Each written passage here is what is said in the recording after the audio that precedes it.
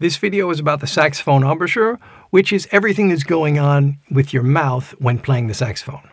Now, it's really important to get this right from the very beginning, as incorrect technique and bad habits can cause you some big problems and some long-term difficulties. So let's get to it. I'm going to demonstrate it first with just the mouthpiece on the neck. If you're a beginner, this is a great way to get started, just isolating, getting a good sound on the saxophone without the rest of the horn.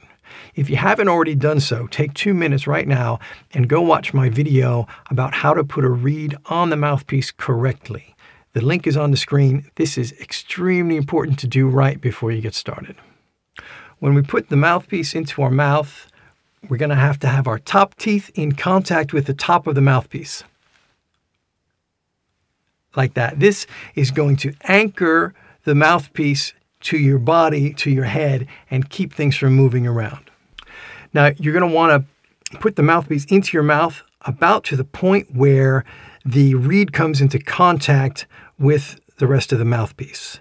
This is an approximation. There's room to take a little bit more or a little bit less. You have to experiment and find which position works best for you and gets you the best results. Your bottom lip is going to be between your bottom teeth and the reed. You're going to want it to act as a cushion for the reed to vibrate on. Now you're going to close your mouth around the mouthpiece, applying equal pressure from all sides, as though you were closing a drawstring bag.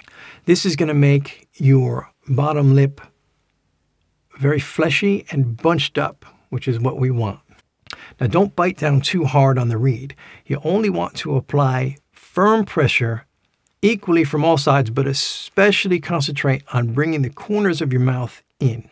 Now we're going to go ahead and play a note. Take a deep breath in and blow a steady stream of air, pushing from your diaphragm, all the while keeping the steady and constant pressure from all sides of your mouth.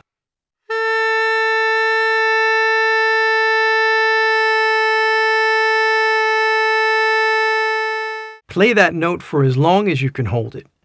Keep your throat open and relaxed. Think of making an ah or an O shape with your throat, all the while keeping that constant pressure on all sides, but without biting. Repeat this several times and experiment with slightly different placements of how far in the mouthpiece goes and how much pressure you put on the reed, and try to get the most beautiful sound you can with just your neck and mouthpiece. Now we're going to put the neck on our saxophone, and we're going to tighten the screw, and we're going to play some long tones on notes over the whole range of our saxophone, keeping in mind everything we just talked about in making a good embouchure. Let's start with middle D on our alto saxophone.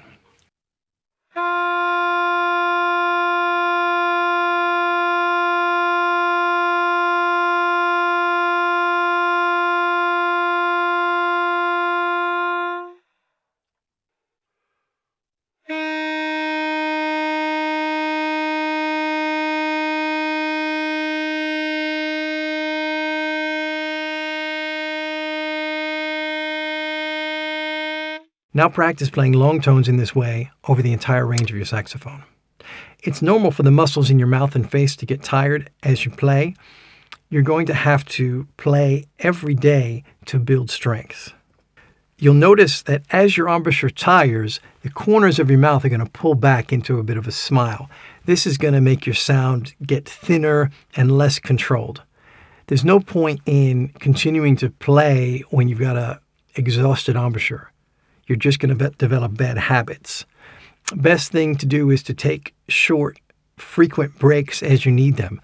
I suggest doing something related to practicing, like listening to music, so that you can come right back and get into practicing again once you've recovered. I strongly recommend that all saxophonists begin every practice session by playing long tones.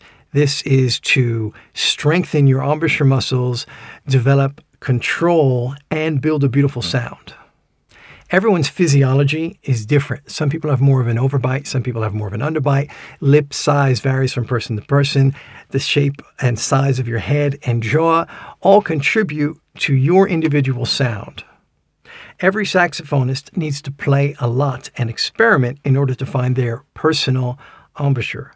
The instructions I've given here are a broad overview. They can be applied to everyone, but the minute details for each person are going to vary based on a whole range of factors. If you found this video helpful, please click the like button. And if you haven't done so already, go ahead and subscribe with one click right here. Check out the BetterSax Core Essentials program, which guides you through exactly how to get the most out of practicing long tones, as well as a whole series of sound and technique exercises. Visit BetterSax.com for lots more on how to improve your saxophone playing and reach your goals faster.